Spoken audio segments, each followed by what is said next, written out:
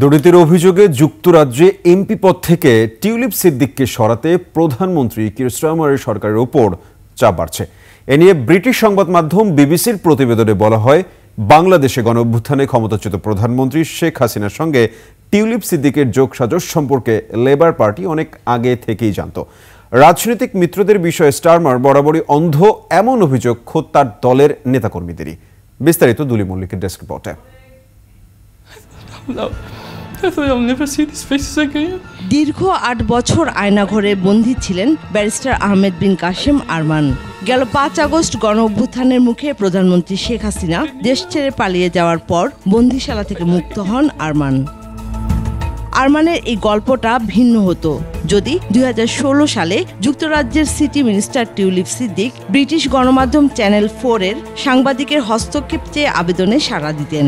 সেদিন উল্টো ক্ষুব্ধ প্রতিক্রিয়া জানিয়েছিলেন টিউলিপ।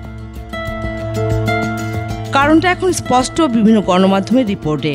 সম্প্রতি ব্রিটিশ সংবাদ মাধ্যম বিবিসির প্রতিবেদনে বলা হয়, ২০১৫ সালে লেবার এমপি হিসেবে নির্বাচিত হওয়ার আগে থেকেই বাংলাদেশে গণঅভ্যুত্থানে ক্ষমতাচ্যুত প্রধানমন্ত্রী শেখ হাসিনা ও তার দল আওয়ামী লীগের সঙ্গে টিউলিপের সম্পর্কের বিষয়ে জানত লেবার পার্টি।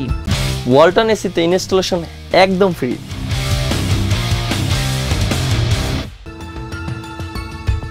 টিউলিপ তার নির্বাচনী প্রচারণায় অন্য দেশের মানবাধিকার ইস্যুকে গুরুত্ব দিল।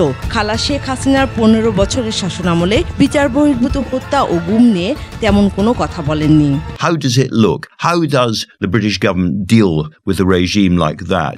আর যুক্তরাজ্যে বাংলাদেশিদের ভোট পেতে টিউলিপ হাসিনার সম্পর্কের বিষয়ে উদাসীন ছিলেন লেবার নেতা ও বন্ধু কিয়ের স্টারমার। খোদ তার দলেরই নেতাকর্মীদের অভিযোগ, স্টারমার তার বন্ধুবান্ধব ও রাজনৈতিক মিত্রদের জন্য বরাবরই অন্ধ ছিলেন। The houses that she owned or didn't own, I think it's about, we have so many Bangladeshi people living in this country, and I think it was always going to be the case.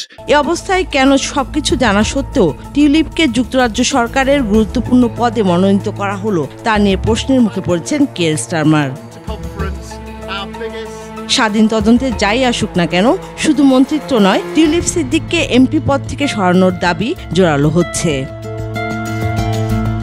দুলি Mallick, desk report, ২১ television.